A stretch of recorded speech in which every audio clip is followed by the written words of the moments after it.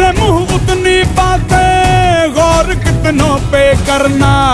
आज लोगों की बारी, जो कहें कह लेने दे। तेरा भी दिन आएगा, उस दिन हिसाब चुका के रहना।